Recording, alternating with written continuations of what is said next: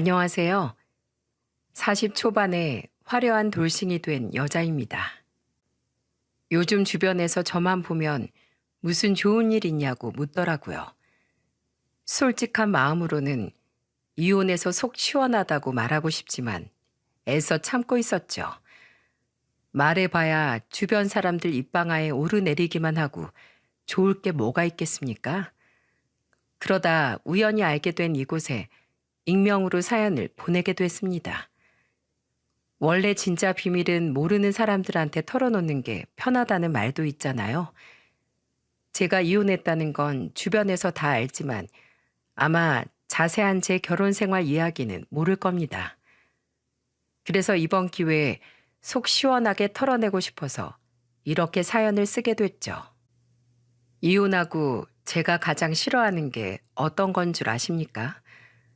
바로 시금치, 시래기, 시루떡 등등 하나같이 시자가 들어가는 음식은 전부 다 싫어졌답니다. 정말 징글징글한 시댁 때문에 생긴 하나의 병이기도 하죠. 분명히 결혼 전 신혼 초만 해도 모든 게 다 괜찮았어요. 호랑이 굴에 제 발로 들어가는 것도 아닌데 처음부터 이상했다면 이 결혼 못한다고 외쳤을 겁니다. 하지만 이렇게 시댁 식구들이 지독한 사람이라는 걸 살다 보니까 알게 됐던 거죠. 원래 본성이 그랬던 건지 모르겠지만 남편과 처음 만났을 때만 해도 성실한 사람이었습니다. 중소기업에 다니던 남편은 알뜰하고 근면 성실한 사람이었어요. 월급이 많지 않았지만 워낙 알뜰한 사람이라 술, 담배도 안 할 정도였죠. 게다가 결혼 당시만 해도 시부가 사업을 하고 계셔서 시댁 형편이 나쁘지도 않았습니다. 그래서 정말 우리 부부만 알아서 잘 살면 되겠구나 생각했었죠. 왜냐하면 저희 부모님도 동네에서 대형 마트를 운영하고 계셨기 때문에 저도 부족함 모르고 살 정도로 형편이 괜찮았어요. 하지만 사업이라는 게 쌓아 올리기는 어려워도 한순간에 무너지는 건 쉽더라고요. 결혼하고 1년 만에 시부 사업이 흔들리기 시작한 거죠. 시모도 아가씨도 전부 시부한테만 의지하고 있어서 시부가 망하면 그냥 시댁 식구들이 전부 망하는 거나 다름없었어요. 끝까지 부도만 막으려고 시부는 안간 힘을 썼지만 결국 최종 부도 처리가 났던 거예요. 그때부터 시모는 거의 미쳐가고 있었죠. 시모 장점이 성격 시원시원하고 여장부 같은 성격이었는데 시부 사업이 망하자 원래 성격을 드러내기 시작했습니다. 시부 사업이 망하면서 어마어마한 빚을 감당하지 못해 시댁에는 압류 딱지까지 붙었어요. 그래서 시부는 신용 불량자 신세가 됐죠. 그런데 이 와중에 가장 힘들 사람은 시부인데도 시모는 시부를 원망하면서 이런 말까지 했습니다. 아이고, 내 팔자야. 나이 60에 이게 무슨 일이야? 내가 사업 무리하게 하지 말라고 몇 번이나 말했어. 저 인간 때문에 말년에 내 팔자 망했네. 망했어. 30년 동안 열심히 일한 시부 덕분에 호의호식하고 살았으면서 사업 망하니까 시부를 탓하는 게 아니겠어요? 가장으로서 최선을 다했지만 사업이 망하자 그동안의 노력까지 물거품 됐던 겁니다. 마지막 순간까지도 직원들 마지막 월급을 챙기는 시부를 보면서 시모는 화를 내며 이런 말까지 했었어요. 회사 쫄딱 망했는데 당신이 아직도 사장인 줄 알아? 직원들은 회사 망했다고 전부 지 살 길 찾아가려고 하는데 당신은 왜 그것들 월급을 챙겨주고 있냐고? 그 돈 다 움켜쥐고 있어야 할 거 아니야? 끝까지 나만 믿고 회사 지켜준 직원들 월급을 어떻게 안 줘? 줄 건 주고 정리를 해야 할 거 아니야? 그래, 가족들 다 굶겨 죽이고 혼자 착한 척하면 누가 빚이라도 없애준다고 했어? 왜 이렇게 미련천치 같은 짓만 해? 시부가 갑자기 어려워져서 직원들 월급이 좀 밀려 있었는데 자기를 믿고 기다려준 직원들에게 마지막 월급을 챙겨줬던 상황이었어요. 시모가 너무 화를 내길래 안 줘도 될 돈이라도 주고 있는 줄 알았죠. 그때 가족들도 전부 모인 자리에서 시모가 시부를 무시하면서 욕을 하는데 제가 다 민망했어요. 노발대발하는 시모를 남편이 말려서 겨우 진정할 수 있었습니다. 솔직히 사업 망해서 가장 힘들 사람은 시부 아니겠습니까? 가족들을 위해서 가장으로 최선을 다했지만 결국 집안에서 찬밥 신세가 된 시부가 너무 짠했어요. 그때 시모는 옆 사람이 보기도 민망할 만큼 시부를 인격적으로 무시하고 있었습니다.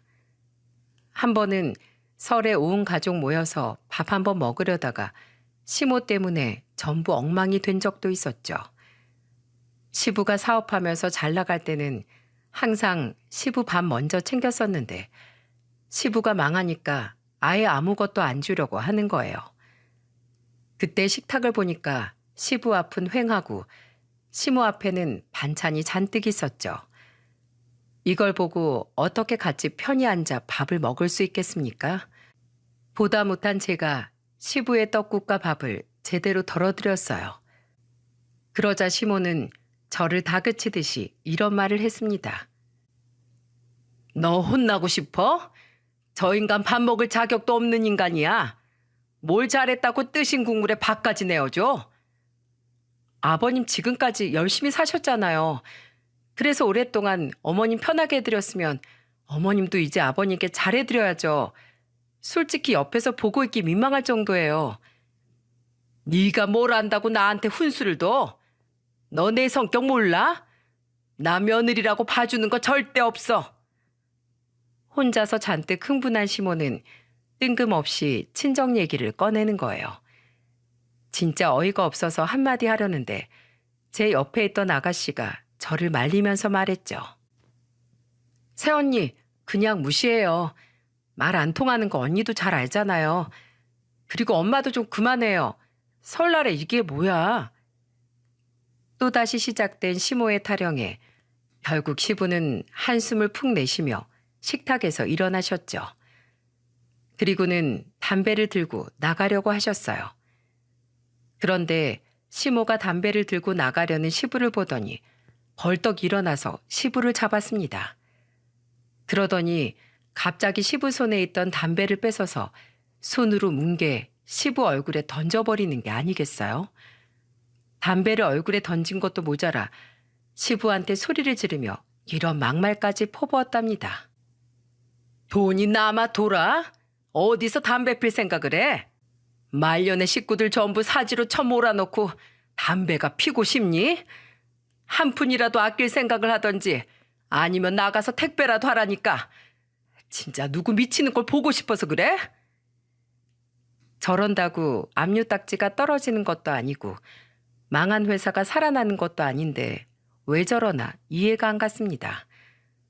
그러니 시부가 이런 시모의 압박을 이겨낼 수 있었겠습니까?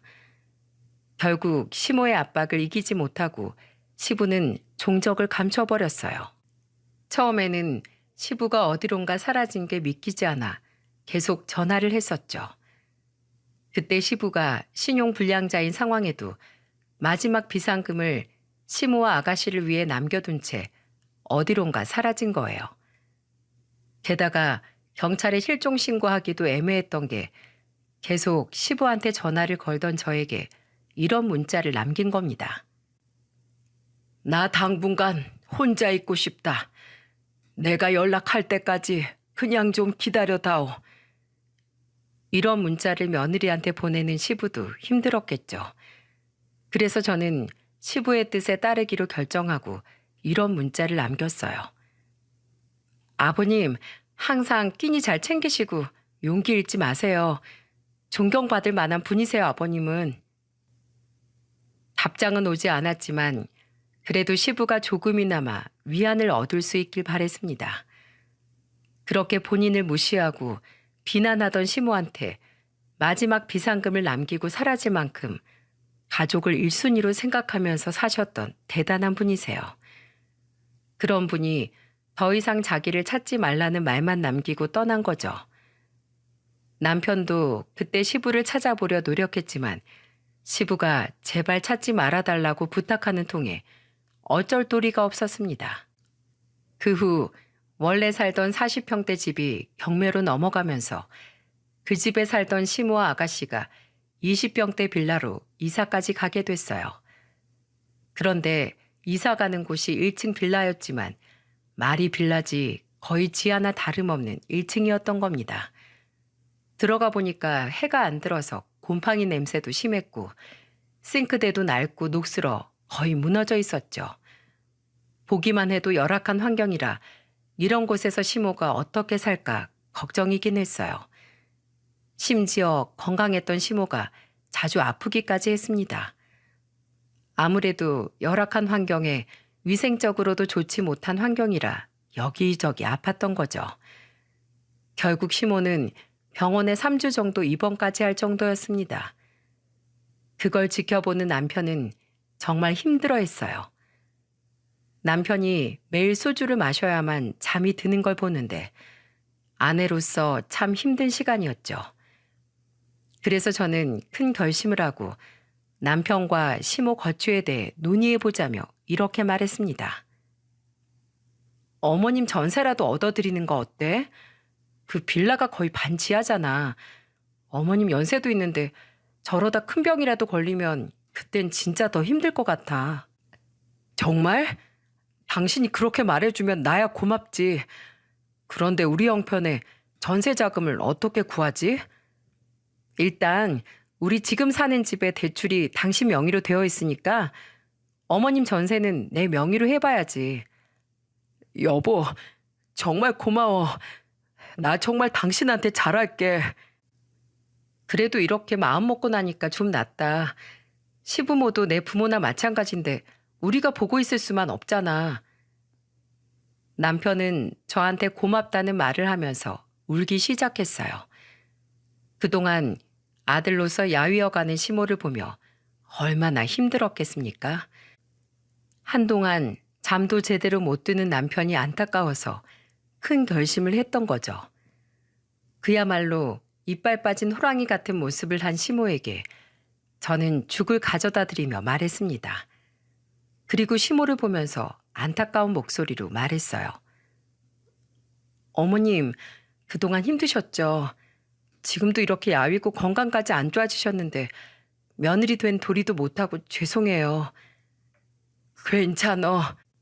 난 이제 그냥 이게 내 팔자려니 생각하고 있어. 기고만장했던 시모가 흰머리도 많이 나고 몸도 마음도 많이 약해져 있었죠. 그래서 저는 시모의 손을 잡아주면서 말했답니다. 어머님, 제가 돈은 못 해드려도 25평 정도 하는 전셋집은 구해드릴 수 있을 것 같아요. 뭐? 아니, 그게 정말이야? 빌라야, 아파트야? 나 이제 정말 빌라는 너무 싫다. 걱정 마세요. 아파트예요. 거기서 아가씨랑 둘이 새 출발해보세요. 지금보다 훨씬 살기 좋을 거예요. 정말이야? 몇 층이나 되는 거야? 해는 잘 들어오고? 그럼요. 17층이라 해도 잘 들어와요. 정말이냐? 아휴, 근데 너도 애 키우느라 빠듯할 텐데 날 도와줘도 괜찮아? 괜히 무리하는 거 아니지? 이게 다 내가 못나서 그래. 집만 되는 시엠이라 미안하다. 걱정하지 마세요. 그동안 모은 돈이랑 제 명의로 대출 좀 받아서 얻은 전세예요. 이제야 해드려서 죄송해요. 고맙다. 고마워. 며느리한테 내가 이런 효도를 다 받아보고 정말 고맙구나. 시모는 저한테 집만 되는 것 같아 미안하다고 눈물까지 보이셨어요. 정말 사람이 바람 빠진 풍선처럼 힘이 하나도 없는 모습으로 우는데 예전 그 시모 모습은 찾아볼 수가 없었죠. 그래서 정말 시모가 새 출발할 수 있게 도와주고 싶은 마음이었습니다. 그렇게 이사를 하고 나면 기운 차리고 일을 시작할 줄 알았어요. 하지만 갑자기 바뀐 환경 때문에 잠시 풀이 죽어있던 시모는 이사하고 나니까 예전보다 더 기고만장해지기 시작했죠. 아마 끝까지 들어보시면 제가 왜 사연 시작부터 시자 들어가는 건 다 싫다고 했는지 알게 되실 겁니다. 처음에는 다시 활력을 찾아가는 시모를 보니까 다행이다 싶었어요. 컨디션을 조금씩 회복하면서 시모는 친구들도 만나고 모임도 나가기 시작했죠. 그런데 시모가 점점 더 심한 요구를 하기 시작하는 겁니다. 심지어 시모가 전화해서 저한테 이런 부탁까지 하더라고요. 애미야, 나 용돈 100만 원만 보내줘라. 친구들 모임에서 여행을 간다는데 내가 돈이 없잖아. 어머님, 저도 전세 대출금 갚고 있는 거 아시잖아요. 그리고 저번에도 200만 원 받아가셨으면서 또 무슨 그런 말을 하세요. 그리고 요즘 세상에 어머님 나이면 젊은 편인데 남들처럼 일도 하셔야죠. 저희 부모님도 마트에서 일하시잖아요. 네 친정 부모는 대형마트 사장이잖아. 사장하고 알바랑 같아? 그리고 지금 나보고 청소나 서빙 같은 걸 하라는 거냐? 나 이래봬도 왕년에 사모님 소리 듣던 사람이야. 왜 이래? 어머님, 정신 좀 차리세요. 옛날이지 그게 지금이에요? 지금 형편에 맞게 살아야죠. 됐어. 꼴랑 100만 원 가지고 엄청 뭐라 하네. 됐으니까 신경 꺼. 시모는 제가 돈을 안 줄 것 같으니까 전화를 확 끊어버렸습니다. 옛날에 사모님 소리 듣던 게 다 무슨 소용이라고 저런 소리를 하나 싶었죠. 그래서 저도 기분이 나빠서 그냥 신경 끄고 있었어요. 그런데 다음 날 시모가 저한테 전화해서 뚱딴지 같은 소리를 하는 겁니다. 간밤에 잠은 잘 잤니? 내가 어제 며느리한테 말이 좀 심했던 것 같아서 전화했어. 그깟 100만 원이라고 한 거 취소할게. 나 돈 좀 보내주면 안 될까? 정말 먹고 죽을래도 돈이 없는 걸 어쩌니? 그래서 제가 아르바이트라도 해야 된다고 했잖아요. 제발 이제 환경도 좋아졌는데 일 좀 하세요. 여행 다녀와서 일하려고 했어. 일 시작하면 못 다니니까 마지막으로 다녀오려고 한 거지. 진짜 이게 마지막인 거죠? 정말 다녀오면 일하실 거죠? 그럼 나 안 해서 그렇지 하면 제대로 한다. 이번이 정말 마지막이니까 꼭 다녀와서 일 시작하세요. 시모는 여행만 다녀와서 일하겠다는 조건으로 100만 원을 받아갔어요. 그런데 사람이 화장실 들어갈 때 다르고 나올 때 다르다더니 시모가 여행 다녀오더니 입을 싹 닫는 거 있죠? 그런데 이런 상황의 아가씨는 또 어땠는 줄 아십니까? 두 모녀가 쌍으로 미쳐가고 있는 건지 아가씨는 저한테 전화해서 정말 말도 안 되는 부탁을 했습니다. 그때 아가씨는 너무 뻔뻔하고 태연하게 전화로 이런 부탁을 하는 거예요.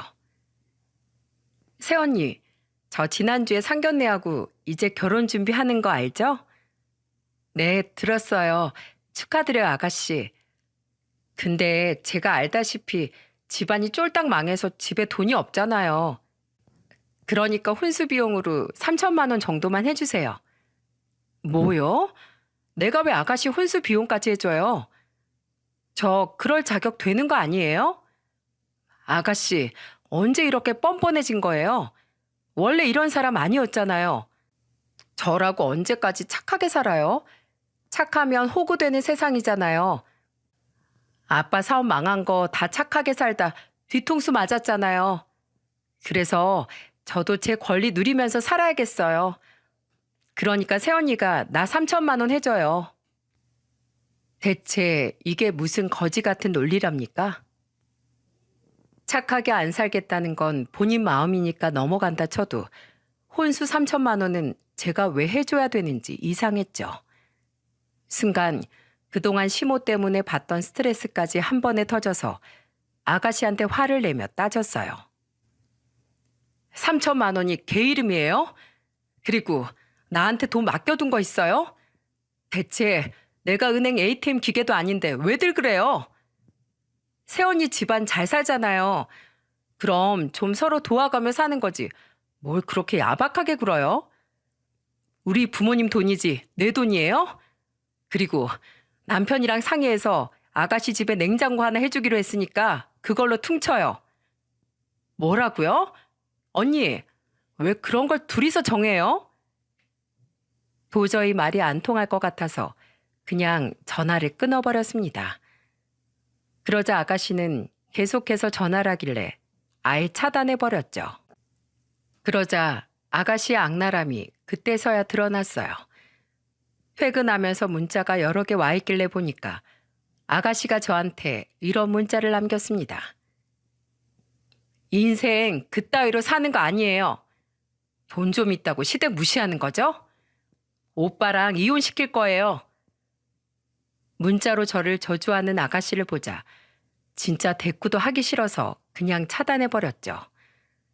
그랬더니 자기를 무시했다고 약이 바짝 오른 채 저를 찾아온 거예요.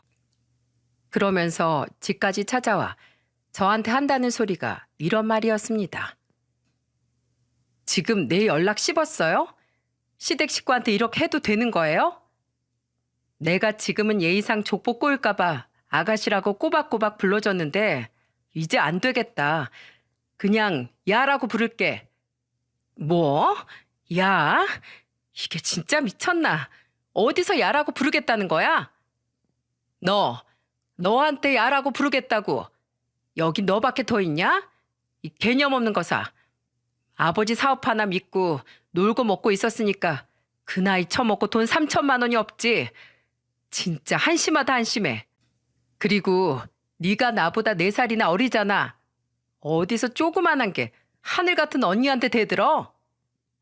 진짜 미쳤어요? 아니 원래 언니 이런 사람이었어요? 야, 네가 착하게 살면 호구된다며. 그래서 나도 인간 같지도 않은 무개념들은 그냥 막대하고 살려고 그런다. 왜? 정말 미쳤나 봐, 세상에. 지금 나한테?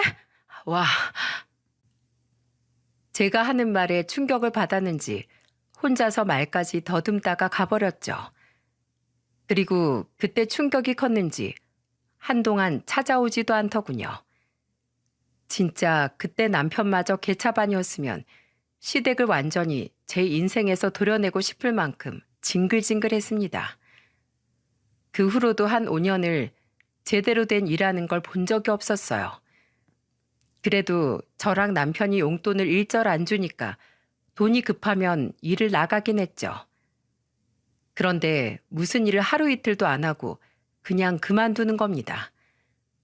왜 그만뒀냐고 물어보면 시모는 이런 핑계들을 대기도 했었죠. 일이 너무 복잡해서 못하겠어. 저런 일 하면서 돈 버느니 그냥 편한 일 찾아다닐란다.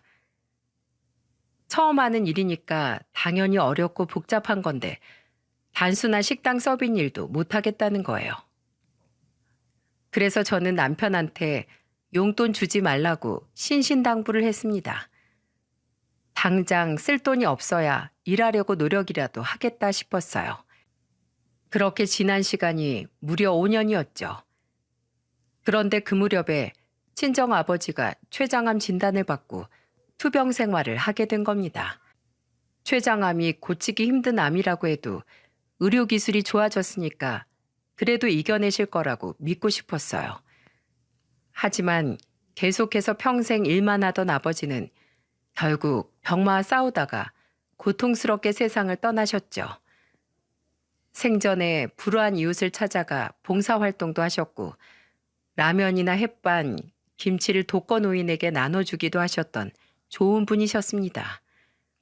좋은 일만 하면서 가족을 위해서만 살던 아버지가 떠난 현실이 믿기 힘들었어요. 이런 좋은 아버지를 데려간 하늘이 원망스럽기까지 했죠. 저는 엄마 장례식장에서 서로 부둥켜 안고 하염없이 울었습니다.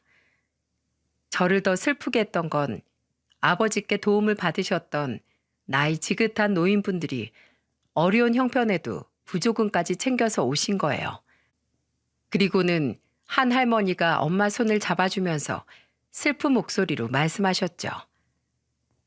별 볼 일 없는 늙은 노인네 끼니 걱정해주던 사람은 사장님 부부밖에 없었어요. 그런데 이렇게 좋은 분이니까 좋은 곳으로 분명 가셨을 거예요. 엄마는 할머니의 말에 통곡을 하며 울었습니다. 정말 아버지는 집에서도 밖에서도 한결같이 좋은 분이셨거든요. 좋은 사람을 잃은 고통은 저희 가족뿐만 아니라 아버지한테 도움을 받았던 모든 사람들이 같이 슬퍼하고 있었죠. 하지만 이 와중에도 시댁 식구들은 저를 기가 막히게 만들었습니다. 아버지와 가족도 아닌 남도 찾아와서 같이 슬퍼하고 위로해 주는데 시모는 무슨 짓을 했는 줄 아십니까? 차라리 아버지 장례식에 안 왔으면 더 좋았을 뻔했어요.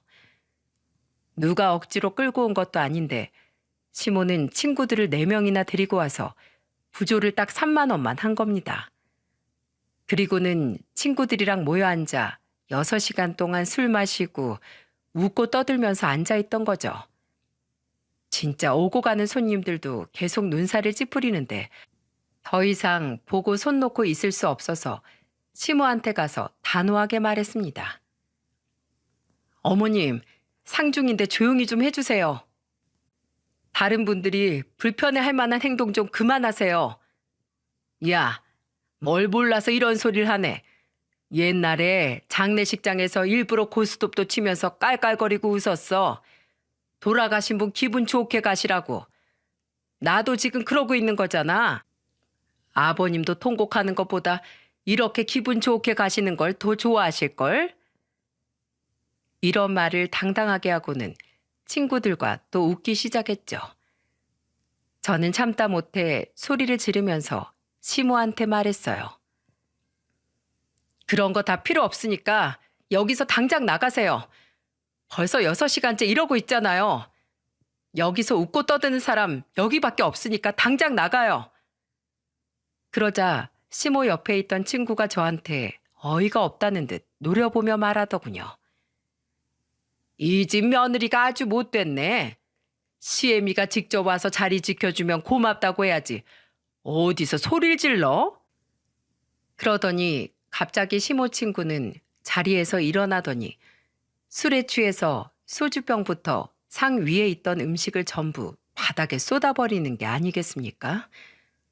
장례식장은 엉망이 됐고 저는 도저히 참을 수 없어서 시모를 끌어내려고 안간힘을 쓰며 소리쳤습니다.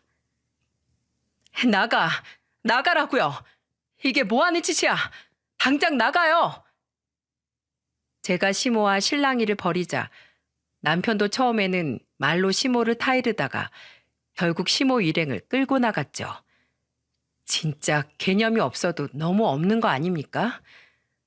그렇게 장례가 끝난 후 힘없이 집에 왔는데 신우가 남편한테 전화를 했더군요. 그런데 남편이 버럭 화를 내면서 전화에 대고 소리치기 시작했습니다. 둘 다 진짜 너무한 거 아니야? 지금 당장 우리 집으로 와서 사과 안 하면 집 다 빼버릴 거니까 당장 와. 당장.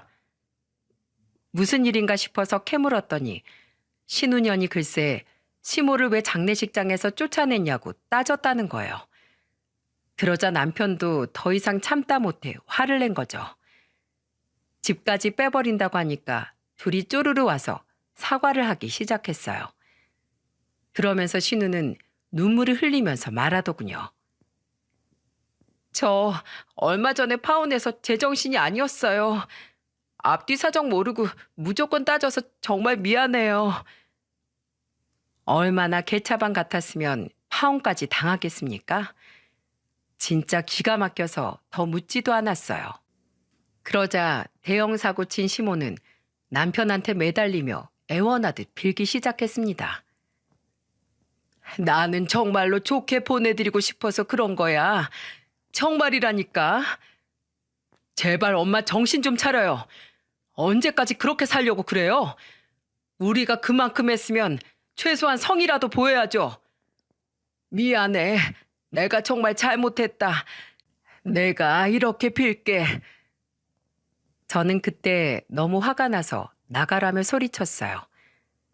결국 시모는 신우와 같이 도망치듯 나갔습니다. 한동안 계속 엄마와 일하던 마트로 찾아와 사과하더군요. 저는 너무 괘씸해서 저희 엄마를 찾아가 정중히 사과하라고 했죠. 그랬더니 정말로 엄마한테 시모가 정중히 사과했습니다. 그때 저는 회사를 그만두고 엄마와 마트에서 일하고 있었고 엄마는 시모의 사과를 받아주셨어요. 이런 상황에도 가정을 지켰던 이유는 남편과 아이 때문이었죠. 하지만 결혼 8년 차에 제가 마지막까지 잡고 있던 끈 끊어지는 순간이 찾아오고야 말았어요. 늘 한결같던 남편이 달라진 걸 가장 먼저 느낀 건 저였어요. 왜 여자의 촉이라는 게 있지 않습니까? 항상 전화가 오면 집에서 잘만 받던 남편이 유독 김민호라고 뜨는 전화는 안 받고 전화기를 뒤집어 버렸죠. 그게 너무 이상해서 넌지시 남편한테 물어봤어요. 당신 그 사람 전화는 왜 안 받는 거야? 회사 선배인데 자꾸 나한테 어디 투자하라고 귀찮게 해서 그냥 안 받게. 그때만 해도 전 남편의 말을 철석같이 믿었습니다. 하지만 한 번 이상한 기운을 감지하니까 뭔가 확인하고 싶어지기 시작했죠. 그래서 남편 핸드폰에서 김민호 연락처를 알아낸 뒤 제 휴대폰에 저장해 놨어요. 그런데 정말 기가 막힌 프로필이 뜨는 겁니다. SNS 친구 목록에 뜬 그 사람은 남자가 아니라 여자였던 거예요. 이쁘장하게 생겼는데 사진을 보니까 심지어 유부녀였죠. 그제야 제가 뒤통수 제대로 맞았다는 걸 안 저는 뒷조사를 시작했습니다. 가정 있는 것들 둘이서 이 지랄하고 있다는 게 믿기지 않았어요. 그래서 정말 제 두 눈으로 직접 확인해야겠다 싶어서 저는 마트를 엄마에게 맡기고 남편의 미행을 시작했죠. 회사 앞에서 퇴근 시간쯤 잠복했더니 둘이서 막창집을 가는 모습을 목격하게 된 겁니다. 그 여자는 직장 동료였는데 제 두 눈으로 보면서도 꿈인지 생시인지 믿기 힘들더라고요. 떨리는 손으로 저는 사진까지 찍었고 가슴이 다 찢어지는 기분이었죠. 그런데 더 충격적인 건 이게 끝이 아니었다는 겁니다. 둘이서 막창집을 나와 2차로 숙박업소까지 가는 걸 직접 미행까지 했어요. 그러자 심장이 미친 듯이 뛰기 시작했고 그 와중에도 눈물을 흘리며 사진을 남겨야만 했죠.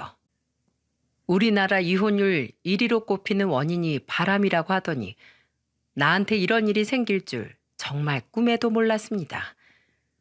다른 사람은 다 그래도 제 남편만큼은 안 그럴 거라고 믿었어요. 그 믿음 하나로 사람 하나 보고 살던 저를 제대로 배신한 사람이었죠. 저는 심호흡을 하고 떨리는 손으로 남편한테 전화를 걸면서 목을 가다듬었어요. 그런데 전화를 피하는 건지 두 통이나 안 받고 마지막 세 번째 거니까 그제야 전화를 받더군요. 제가 뭐 하고 있냐고 묻자 남편은 태어난 목소리로 이런 말을 했죠. 나 회사 야근 중이지. 일만 해서 피곤하고 배고프네. 배가 고파? 무슨 일 했길래 배고플 정도로 일해? 회사에서 일하니까 그렇지 뭐. 그런데 이 시간에 무슨 일로 전화했어? 나 당신 회사 앞인데 내려와봐. 배고플까봐 도시락 싸왔어. 뭐? 회사라고? 정말 회사야? 바로 내려와. 얼굴 좀 보고 도시락 주게. 아, 생각해보니까 나 밥을 먹었네. 또 도시락 먹을 시간 없을 것 같은데 그냥 집으로 가져가. 집에서 보자. 마누라가 회사까지 왔는데 잠깐도 못 내려와? 그럴 이유라도 있어?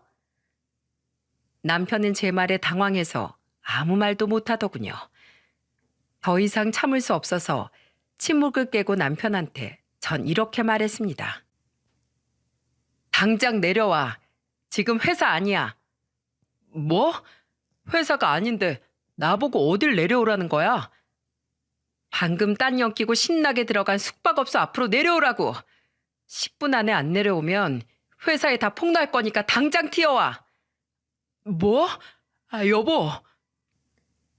제가 전화를 끊어버리자 정말 이놈들이 1분도 안 됐는데 옷까지 챙겨 입고 나왔더군요. 녹음기까지 켜놓고 기다리다 헐레벌떡 뛰어내려오는 둘을 보고 기가 막혔습니다. 남편은 앞에 서 있는 저를 보자마자 무릎 꿇고 빌었죠. 그게 아니라 막장집에서 술 먹다 잠깐 실수한 거야. 아, 실수? 자식도 있는 인간이 이런 실수를 하니? 그리고 너도 가정 있는 유부녀잖아. 그러면서 남의 가정 파탄낼 짓을 왜 하고 있니? 둘 다 정신 나간 거 아니야? 진짜 분리수거도 안 될 쓰레기들이네. 그러자 옆에 있던 그 여자는 당황한 얼굴로 저한테 미안한 목소리로 빌었습니다. 죄송합니다. 진짜 실수예요. 믿어주세요. 동료끼리 이딴 실수를 해? 사과한다고 이게 지금 없던 일이 될 것 같아? 결국 둘이서 눈 맞아서 바람핀 건 사실이잖아. 그래, 안 그래? 네, 맞는데요. 바로 헤어질게요. 이제 정말 안 만날게요. 제가 고함을 치면서 묻자 그 여자는 놀라서 둘이 바람 폈다는 걸 인정하며 다시는 안 그러겠다고 비는 겁니다. 그걸 다 녹음하고 있던 저는 잘 걸렸다 싶었죠. 그제야 둘을 비웃으며 이렇게 말했어요. 그래, 알았어. 너희 둘 사이 지금 그 더러운 입으로 다 인정한 거야. 이젠 내가 나설 때가 됐네. 갑자기 제가 비웃으면서 나설 때가 됐다고 하자 둘은 벙찐 얼굴로 저를 쳐다봤어요. 저는 그 말만 남기고 혼자 차를 타고 집으로 왔고요. 그리고 제가 찍어둔 사진과 녹음을 잘 보관해뒀죠. 남편은 정말 매일같이 울면서 제게 빌기 시작했습니다. 밤낮 없이 저만 눈물로 애원하면서 이렇게 말했어요. 차라리 당신 화 풀릴 때까지 날 때려. 당신 마음 풀릴 수만 있다면 나 죽을 때까지 패고 나 좀 용서해줘. 나 당신 없이 못 사는 거 알잖아. 우리 아들도 생각해야지. 그렇게 아들 생각하는 사람이 그딴 짓을 해? 난 절대 당신 용서 못해. 6살이었던 아들을 생각해서라도 용서해달라는 남편 말에 화가 나 뺨을 쳐버렸죠. 애초에 아들 생각했으면 바람을 안 펴야 하는 거 아닙니까? 그렇게 일주일을 애원하며 빌던 남편은 더는 못하겠다 싶었는지 태도가 돌변했습니다. 사과를 하는데도 무시하니까 저한테 적반하장으로 이런 말을 하더군요.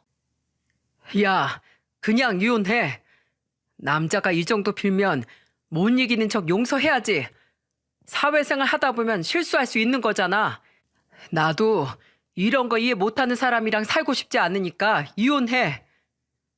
진짜 굳게 이혼하고 갈라서려고 했는데 저딴 태도를 보니까 진짜 더럽게 제대로 빡이 친 거죠. 그래서 남편한테 선전포고를 하듯 단호하게 말했습니다. 너 진짜 잘못 걸린 줄 알아. 네 인생 망하는 건 다 지금 이 순간 때문이니까 잘 기억해둬. 남편 밑바닥을 제대로 보고 나니까 더 이상 상종도 하기 싫었습니다. 그래서 저는 남편과 상간녀의 애정행각 사진에 직장 동료끼리 바람난 모습입니다 라고 써서 회사 정문에 붙여버렸어요. 남편 회사가 직원이 12명 정도 되는 작은 회사라 전 직원이 그 사진을 보게 된 거죠. 이렇게 하고 싶지 않았는데 너무 뻔뻔하게 나오니까 곱게 이혼해줄 마음이 싹 사라진 겁니다. 게다가 태도가 돌변한 이후에는 아들이 있는데도 소리를 지르고 제 탓을 하기 시작했어요. 아들이 제 옆에서 울면서 매달렸죠. 엄마 왜 그래? 아니야, 아들 아니야. 귀 막어. 방에 가자. 황급히 우는 아들을 방으로 보내놓고 나와서 남편한테 소리쳤습니다. 애 다 듣고 있는데 무슨 행패야? 어차피 어려서 몰라. 그리고 알더라도 다 네 고집 때문에 이혼한 거라고 다 말할 거야. 이렇게 적반하장으로 나오는데 제가 굳게 이혼하면 화병 나서 죽을 것 같았어요. 결국 회사에 제가 붙인 사진을 전 직원이 보게 된 겁니다. 작은 회사라서 소문이 금방 퍼진 거죠. 동료들끼리도 이게 뭐냐면서 다 수근거리면서 정문 앞에서 떠들고 있더군요. 그리고 저는 남편한테 이혼 소송을 걸고 상간녀에게는 위자료 소송을 걸었습니다. 얼마 뒤 등기로 도착한 고소장을 본 상간녀 남편이 모든 사실을 알게 되면서 그 집도 풍비박산 난 것 같았어요. 그리고 그때 마침 타이밍 좋게 시모가 살던 집도 전세 만기일이 다가왔죠. 그런데 시모와 신우는 아무것도 모르는 눈치였습니다. 한창 이혼 소송 중인데 절 찾아와 둘이 뻔뻔하게 이런 말을 하는 거예요. 네가 구해준 우리 전셋집 말이다. 이번에 전세 만기지? 네. 그런데 왜요? 애미야. 32평 집 보고 왔는데 딱 좋더라. 우리 거기로 이사하게 입금 좀 해줘. 내가 친구라 이번에 새로 짓는 아파트 보고 왔는데 너무 예쁘더라고. 지금 집은 여자들이 살기 너무 불편해. 그러자 옆에 있던 신우가 맞장구를 치며 말했죠. 맞아요. 화장실 하나라 너무 불편해요. 엄마 하나 나 하나 쓸 수 있게 2개짜리 살고 싶어요. 그러니까 언니가 인심 쓰는 김에 좀 더 써봐요. 멍청하면 답도 없다는 말처럼 너무 어이가 없어서 화도 안 났습니다. 그런데 진짜 너무 어이가 없어 저도 모르게 이런 말들이 나왔어요. 와, 진짜 집안 자체가 그냥 기생충이네. 뭐라고? 제가 어이없다는 듯 말하니까 시모가 꽤 당황한 얼굴이었죠. 그 모습조차 화가 나서 저는 한숨을 쉬며 말했습니다. 집안이 그 애미나 자식이나 똑같다고. 어쩜 다 양심이라는 게 없냐? 와, 진짜 대박이다. 너 지금 며느리가 시애미한테 무슨 말버릇이야? 시대가 어려우면 해줄 수도 있는 거지. 돈 좀 있다고 유세 떨고 있어? 저기요. 저 오늘 부동산에 전화해서 그 집 내놓는다고 할 거예요. 오늘 6월 5일이니까 이번 달 말까지 꼭 짐이나 다 빼요. 그럼 우린 어딜 가라는 거야? 내가 알 바야? 당신 아들 바람나서 이혼 소송 중인 거 모르지? 지도 쪽팔려서 말 못하겠지. 그러니까 당장 짐 빼고 다 나가 그냥. 그리고 너 뭐 화장실이 불편해? 화장실 많은 곳에서 살고 싶으면 공중 화장실 가던지. 그리고 언제까지 징징거릴래? 둘 다 나가서 일 좀 하라고. 아줌마도 정신 좀 차려. 뭐 아줌마? 나한테 지금 아줌마라고 한 거야? 이제 남이잖아요. 그러니까 내 집에서 나가요. 아우, 재수없어. 소금이라도 확 뿌려야겠네. 저는 빗자루를 들고 벌레들을 쫓듯이 휘둘렀어요. 그러자 시모와 신우녀는 소리를 지르면서 나갔죠. 둘을 완전히 쫓아낸 저는 부동산에 집부터 내놨습니다. 그러자 17층이라 그런지 집을 보러 오는 사람들이 많았어요. 그랬더니 시모가 위기의식을 느꼈는지 전화해서 저한테 애원하며 말했죠. 이렇게 집을 갑자기 내놓으면 우리가 어딜 가? 며느리가 이 정도 해줬으면 그동안 두 모녀가 일해서 돈을 모았어야죠. 돈이 없으니까 갈 곳이 없잖아요. 잘난 아줌마 아들한테 얻어달라고 하세요. 예, 우리 좀 제발 살려줘. 이러다 우리 노숙하게 생겼어.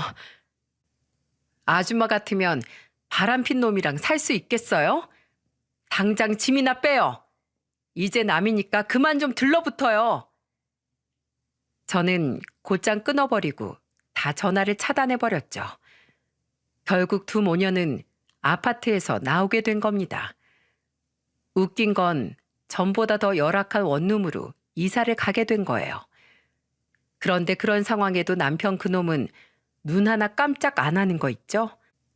진짜 자기 혼자 살겠다고 가족들 외면하는 거 보니까 마지막 정까지 뚝 떨어졌습니다.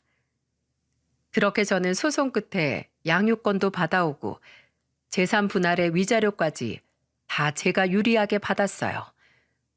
물론 상간녀한테도 위자료를 받아냈고요. 그래서 지금은 친정엄마와 같이 살고 있답니다. 처음에는 제가 혼자서 아들까지 데리고 이혼하겠다고 하니까 걱정을 많이 하셨어요.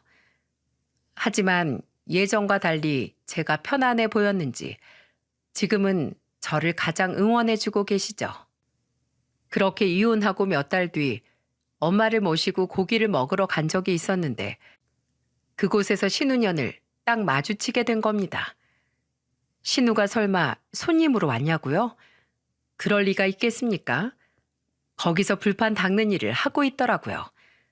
그러다 저랑 눈이 딱 마주치자 울면서 달려오더니 이런 말을 하더군요.